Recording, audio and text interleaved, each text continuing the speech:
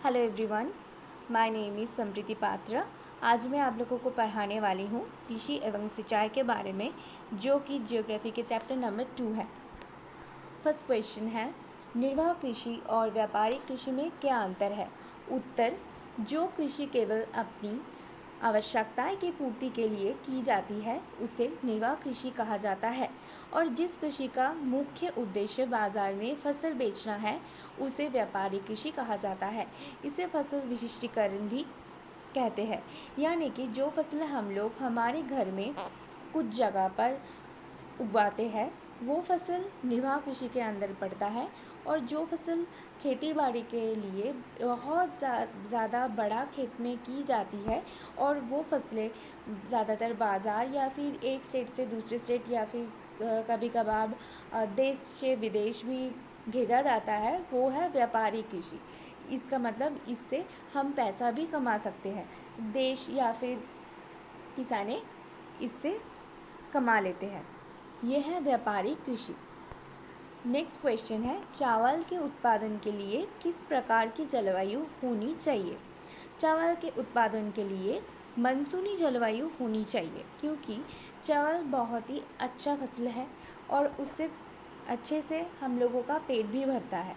और ये चावल अगर हम लोग नॉर्मली खेत में उगाते हैं तो फिर किसानों को अच्छे से टाइमली वहाँ पर पानी देना पड़ता है, और ये मानसूनी जलवायु में अच्छे सा मौसम रहता है। उसके साथ साथ जो पानी आता है वो पानी भी बहुत अच्छी तरीके से फसलों को उगाने में मदद करता है, इसीलिए मानसूनी जलवायु बहुत अच्छी होती है चावल उगाने के लिए।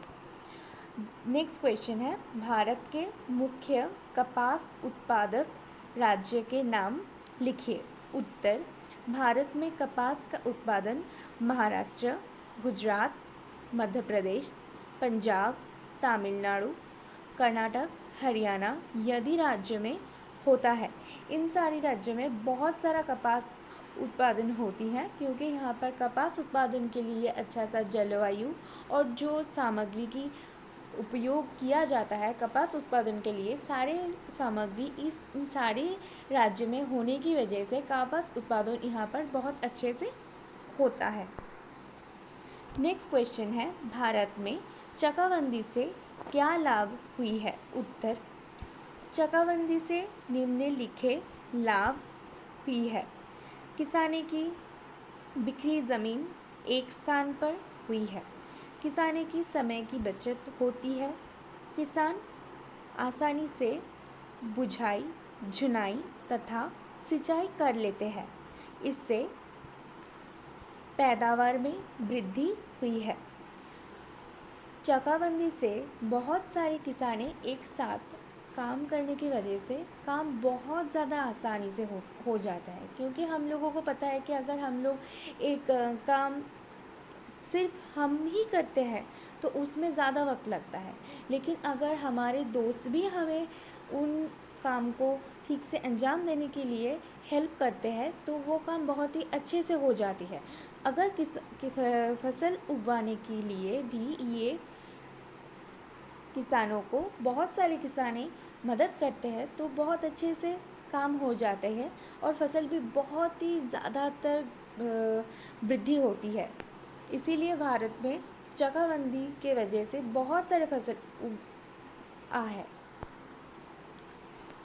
नेक्स्ट क्वेश्चन है, हरित क्रांति क्या है? इसके प्रभावों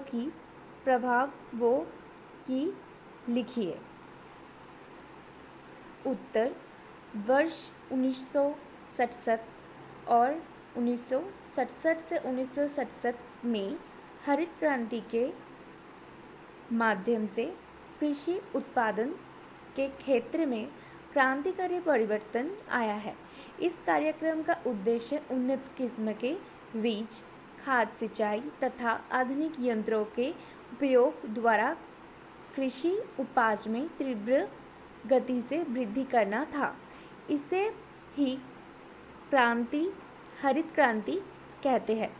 भारत में डॉक्टर एम.एस. स्वामीनाथन को हरित क्रांति का जनक कहा जाता है, यानी कि हरित क्रांति कृषि एक प्रोसेस है जिसमें हम लोग आधुनिक यंत्रों और आधुनिक प्रक्रिया से कृषि में बहुत उन्नति ला सकते हैं, जिसके लिए हम लोगों की उगे हुए फसल बहुत सारी हो पाता है। हरित क्रांति का प्रभाव। हरित क्रांति के प्रभाव स्वरूप अधिक उपज के लिए सुधरे उन्नत बीजों का प्रयोग होने लगा है। रासायनिक खाद्य जैसे ammonia sulphate, urea, super phosphate, potassium sulphate, dry ammonia phosphate तथा पोटाशियम नाइट्रेट का विकास या उपयोग किया गया है। जैविक खाद का उत्पादन बढ़ाना, जैसे कंपोस्ट खाद की हरी खाद जिसमें सनी हैचा को सजाया जाता है, नीम की खली की खाद इत्यादि। रासायनिक कीटनाशक दवाओं की प्रयोग करना, कृषि यंत्रों जैसे ट्रैक्टर, थ्रेसर इत्यादि का प्रयोग करना, फसल की सिंचाई के लिए नलकूप, नहरों तथा तालाब आदि बनाने का कार्य किया गया है। यानी कि हरित क्रांति एक बहुत अच्छा प्रक्रिया है, जिसमें हम लोग, जैसे मैंने पहले ही बोला है कि अच्छे से आधुनिक यंत्रों का प्रयोग कर सकते हैं, उसके साथ साथ बहुत सारे केमिकल्स एंड जैविक सार भी व्यवहार कर सकते हैं, जिसके कारण बहुत सारे फसल उग सकते हैं, जिसके लिए हम लोगों की बाजार में बहुत मदद हो सकती है। ये है हरित क्रांति।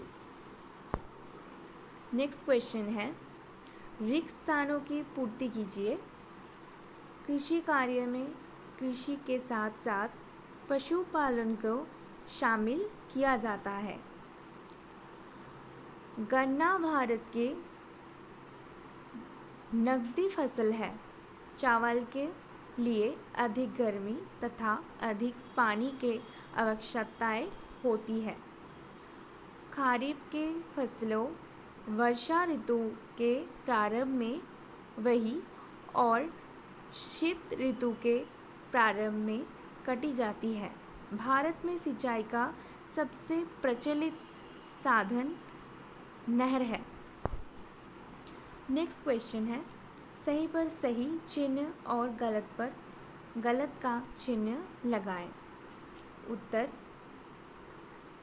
सुनारा वे सरवानी धान की उन्नत किस्म है। ये गलत जवाब है। खाद्य संरक्षण के लिए शीत घरे का निर्माण किया गया है। ये सही जवाब है। चाकाबंदी में किसानी की खेत अलग अलग बिखरे दिया जाते हैं। गलत, क्योंकि चाकाबंदी से किसने का अलग अलग ज़मीन एक साथ होती है। उत्तर भारत में नहरें सिंचाई का प्रमुख साधन है।